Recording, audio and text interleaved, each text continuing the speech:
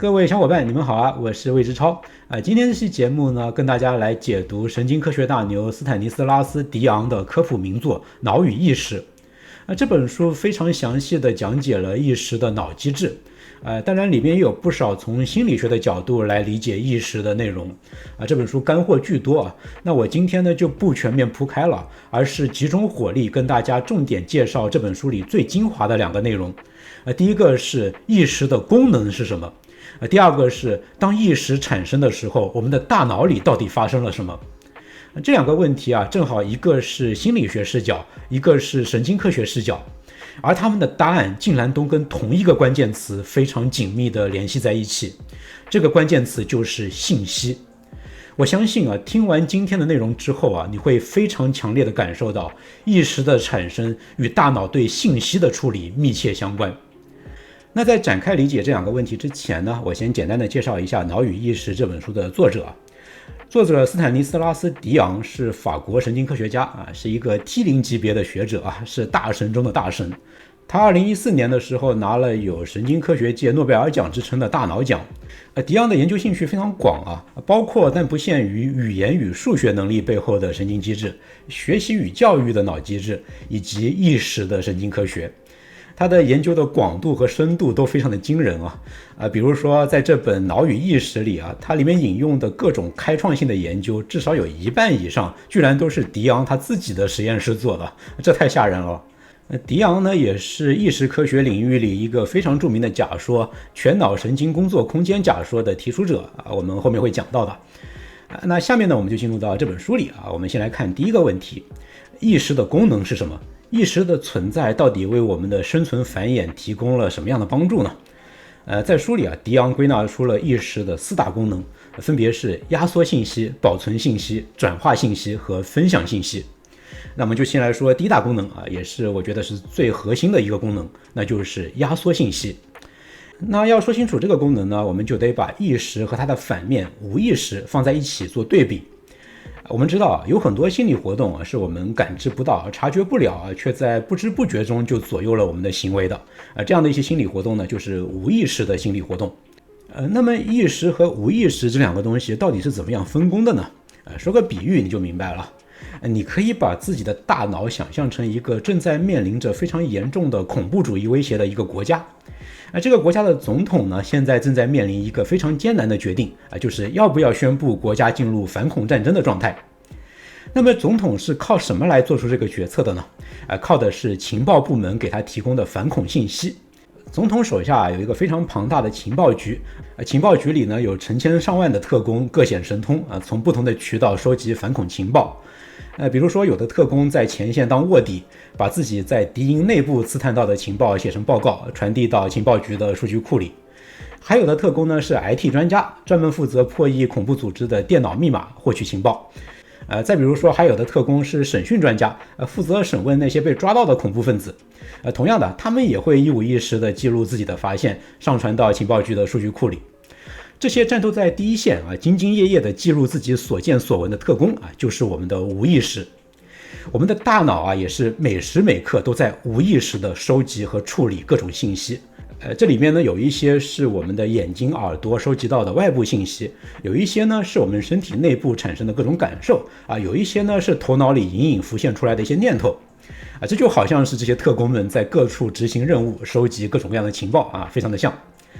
那好了，那现在呢，总统先生打开了这个情报局的数据库，海量的信息朝他扑面而来，他该怎么做决定呢？要知道他看到的这些情报有可能是相互会矛盾的。比如说卧底提供的情报说恐怖袭击铁定要发生这边都已经开始行动了，我在第一线我看到的呀。但是审讯专家说我们审讯的结果是恐怖分子其实这一回的行动是虚张声势是做做样子而已。那总统该怎么办呢？总统的方法其实非常的简单粗暴，他不是一条一条的去看情报，而是把所有的情报都汇总起来，看每种类型的情报出现的概率。只要支持恐怖袭击发生的那种情报更多，在概率上压倒了那些不支持恐怖袭击发生的情报，那总统就下令国家进入反恐战争状态，反之亦然。那如果我们从信息处理的这个角度来看呢，特工们收集到的信息就组成了对这个现实世界各种可能性的一个概率描述。它是非常客观的，因为它保留了足够多的细节，反映了各种情况可能发生的概率、发生的可能性。但问题是，它是不确定的。特工们收集到的这些非常完整的信息啊，就好像是那种量子力学里描述电子位置的波函数，它是一个概率云，它不能够确定的告诉你电子现在到底在哪里，它只能告诉你电子出现在这个位置的概率是多少。而总统干的是什么呢？总统呢，就好像是量子力学里那个宏观观测者。一旦有一个宏观观测者对微观世界进行观测，电子的波函数就坍塌了。宏观观测会消除量子世界的不确定性，让电子落在唯一一个确定的位置上。总统呢，就是我们的意识。从信息的角度来说啊，总统是一个负责简化信息的人。他的任务啊，是要把包含各种细节但是不确定的情报转变成一个简单但是确定的唯一的判断。这个判断就是恐怖袭击到底是会还是不会发生。既然总统的行动只能是唯一的，要么下令进入战争状态，要么不干，那么他就必须把得到的信息简化成这样一个武断的确定的判断，那才可以决定如何行动。同样的，在任何的时刻，我们的意识能够体验到的都是对客观世界的一个唯一的确定的武断的解释，要么看到一朵花，要么没有看到。无意识是概率性的，但是我们的意识却是全或无的。意识呢，可以说就是一个不确定性的消除者，它消除了歧义。如果用刚才提到的量子力学来打比方，那就是意识让无意识的波函数坍缩了。不过要强调一下，我们这不是遇事不决量子力学啊，这只是一个比喻啊，不要联想啊，意识不是直接跟量子力学挂钩的。那刚才说的这一些呢，是得到实验数据的验证的啊。我把这个科学家去验证这个问题的大概的逻辑跟大家说一下啊。比如说呢，研究者把一系列向左运动和一系列向右运动的图案重叠在一起，组成一个图案，给参加实验的这些受试者去看。当然，这个图案是经过特殊设计的。人们看这个叠加的图案的时候呢，要么只能看到向左动，要么只能看到向右动。然后呢，研究者就去调整这两种图片的比率。比如说呢，他把70张向左动的和30张向右动的叠加在一起，给参加实验的这些受试者看很多次，每次都问他看到的是向左动还是向右动。结果就发现啊，受试者正好有70%的机会看到向左，有30%的机会看到向右。也就是说呢，受试者他意识到的这个运动方向跟研究者设置的两个方向图片的这个比率是完全吻合的，都是7:3。可见啊，意识的工作的确就是把一种概率分布的信息简化成了一个确定的唯一的判断。如果你看过我上一期讲盲视那部科幻小说的视频，那你是不是想到了点什么？上一期给大家展示过的那一张旋转舞女图，大家还记得吧？那张图实际上它的逻辑跟我刚才说的这个实验是不是就很像呢？它其实就是顺时针和逆时针旋转两种可能性正好是50%的情况。所以呢，假设如果你没有对顺时针或者逆时针旋转有天然的偏好的话，那么你看这张图100次的话，差不多就会有50次看到顺时针旋转，有50次看到逆时针。那在我们上一期聊的《盲视》这本科幻小说里呢，作者认为人之所以只能够看见旋转舞女图的其中一种可能性，要么是顺时针，要么是逆时针，是因为人类大脑处理信息的能力不足。但是刚才说的这一些却让我们有了另外一种认识啊，那就是意识的出现有时候可能不是能力够不够的问题，而是一种必须。信息必须简化成唯一的可能性，才能与唯一确定的行动相对应。真正限制我们的也许并不是大脑处理信息的能力，而是我们的行动必须是有取舍的，没有办法全都要。所以呢，意识这个东西啊，可能并不像是那本小说里说的那样是我们思维的一个 bug， 反而可能是一个 feature。在意识的另外3个功能里啊，我们会继续体会到这一点。那接下来呢，我们就来看意识的第2大功能，那就是保存信息。意识之所以要简化信息啊，除了我们刚才说的这个理由，也就是要跟唯一确定的行动相对应之外啊，其实还有第2个理由，那就是只有信息足够的精简，才可以在大脑里持续的激活保存一段时间。有很多研究证明啊，无意识里记录的那些信息保存时间是非常短的。比如说在屏幕上快速的闪过一个词啊，比如说喝水的喝这个字，那么哪怕你完全意识不到你自己看到过这个字，但接下来的那一小会儿，你对水啊、酒啊、奶茶啊这样几个跟喝这个含义有关的词，你看到这些词的时候，你的反应速度也会变快。这就是无意识对我们产生的影响。这种影响是确实存在的，但是这种影响呢，只能够持续大约不到1秒的时间。1秒钟之后啊，无意识停留在脑海里的印象就几乎彻底的消散了，彻底归零了。但是，一旦一个信息被我们意识到，那它就能在我们的脑中保持相当长的一段时间。这就是意识的第2大功能了，那就是意识通过长时间的保存信息来建立持久的想法。迪昂在书里是这样说的，他说，将当下的那一刻的经历浓缩，并且延长它在脑中保留的时间，是我们意识思维的一个非常重要的特征。其实啊，我们不但可以让当前的经历在脑海中延续，我们也可以通过回忆把过去的经历和知识提取到意识里，也会把未来想要完成的目标提取到意识里，把这些信息汇总到一起进行分析，然后做一个更好的决策。也就是说呢，意识会把我们的思维从当下，从此时此地给解放出来，让我们的思维能在时间轴上自由的驰骋，回忆过去，预测未来。那同样的，意识的这个功能呢，也得到了实证数据的支持。科学家反复的观察到只要在一个任务里必须要把信息保留一小段时间，才有可能顺利完成任务。那么在这种情况下，意识就必然会出现。保存信息这就是意识的第2大功能。那下面呢，我们再来说意识的第3大功能，转化信息。一旦信息进入意识不随着时间衰减那么接下来呢，它不是傻傻的在意识里待着，接下来大脑就可以对它进行一系列的转化了。比如说你现在可以试试暂停一下这个视频，心算一下12乘以13等于多少？算好了吗？你是不是感觉到了这其中的计算步骤一个接着一个，在你的脑子里是不停的流转的？我们能够清楚地意识到我们做乘法时采取的一系列的策略比如说呢，我可以先算12的平方等于144然后再加上一个12就是等于最后的答案了。而我刚才描述的这样一系列操作就是意识的特权了，无意识是算不出12乘以13等于多少的，除非你之前正好背过它的答案，能够直接提取记忆。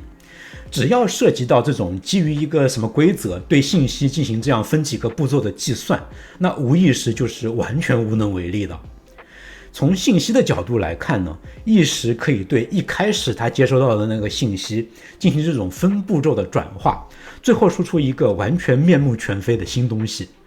那这是我们说的意识的第3个功能了。那接下来是最后的意识第4大功能，分享信息。对于我们人类来说意识里记录的那些信息不只会在我们自己每个人的脑子里传播，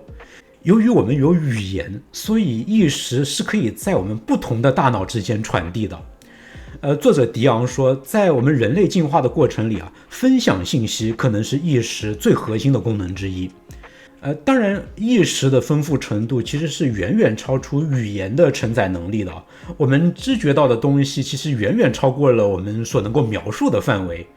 有多少人都苦于没有办法准确地表达自己的感受，是吧？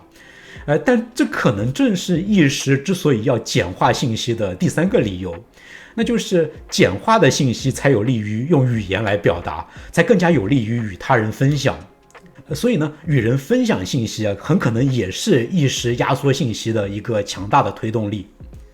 看来我们人类的意识如此发达，还跟我们是一种社会性的动物密切相关了。我们这个发达的意识很可能是在一代又一代的祖先们拉家常、聊八卦、交流打猎技术的过程里逐步演化出来的。那好，刚才这一些呢，就是《脑与意识》这本书里归纳出来的意识的4大功能：压缩信息、保存信息、转化信息、分享信息。你看，意识的每一个核心功能都涉及到对信息的加工处理，这是一种巧合吗？那按我的理解呢，意识也是这些信息处理过程的一个必要条件。也就是说，只要大脑涉及到对信息进行这样的一些处理，那意识就是必然会出现的。所以上期节目里聊的《盲视》那本书里那种只靠无意识就搞定一切思维的外星人大概率是不存在的。这些外星人的大脑里只要出现了我们刚才说的这几种对信息的操作，那他们的大脑里就一定会出现意识。那刚才这些呢，其实是从心理学的视角来理解意识是看意识对我们的生存繁衍到底起到了什么样的一些帮助。那下面呢，我们会进入神经科学视角来看一看，当意识产生的时候，我们的大脑里到底发生了什么。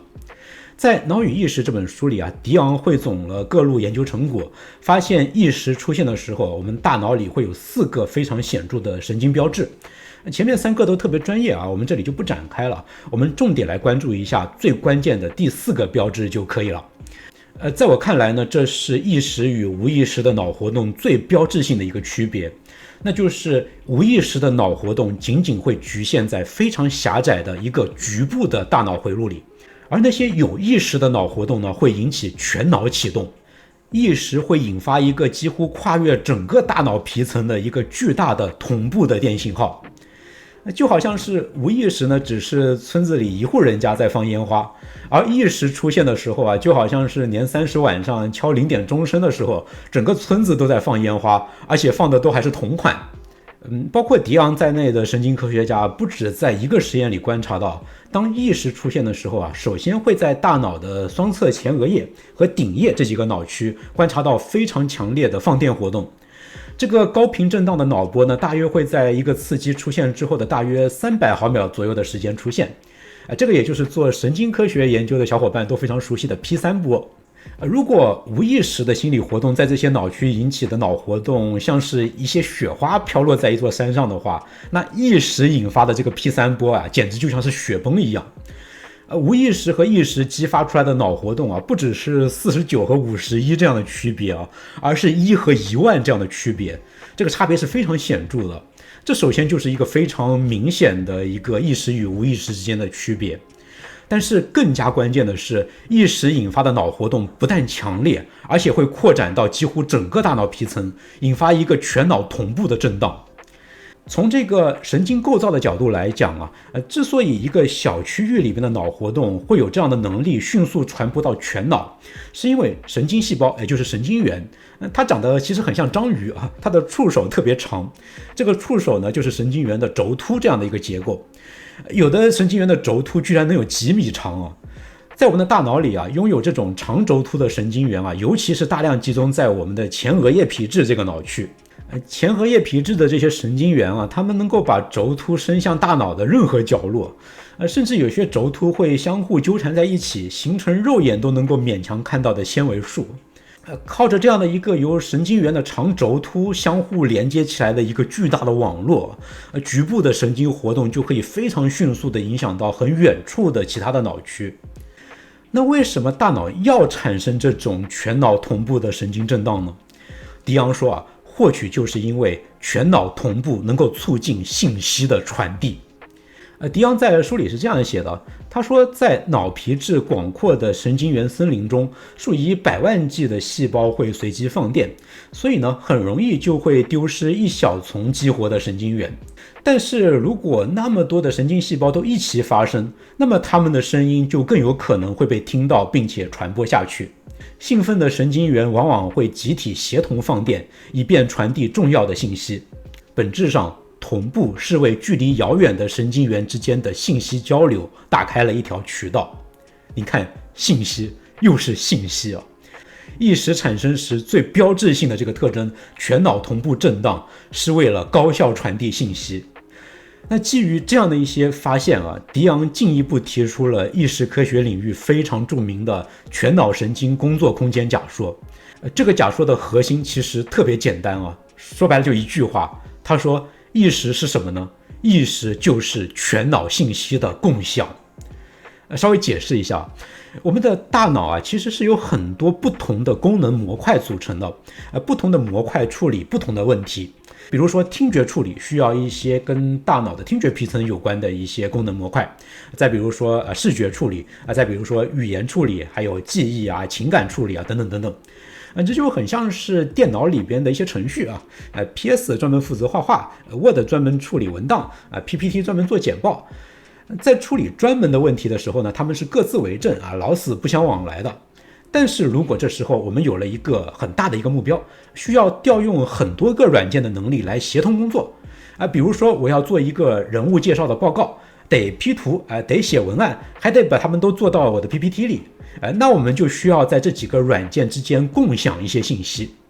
那我们就会把比如说人物的图片，把一部分的文案都复制到电脑的剪贴板里，供所有的软件一起使用。意识呢，就相当于是电脑里的这块剪贴板。意识是我们的大脑创造的一个工作空间，一个共享的工作空间。这就是全脑神经工作空间这个词里工作空间这个词的含义这个工作空间呢，连通了大脑里各种处理专门问题的那些功能模块，那些需要被各个功能模块共享的信息就被放在这个工作空间里，而且根据需要这些信息会被派送到大脑的不同的功能模块里进行处理，然后汇总在一起比如说呢，我现在正在准备购买一辆新车这样一个复杂的决策过程里，就涉及到了大脑里很多个模块的协同工作比如说我的视觉处理模块要分析这辆车辆的外观设计，我的听觉处理模块可能会参与评估引擎的声音、音响系统的质量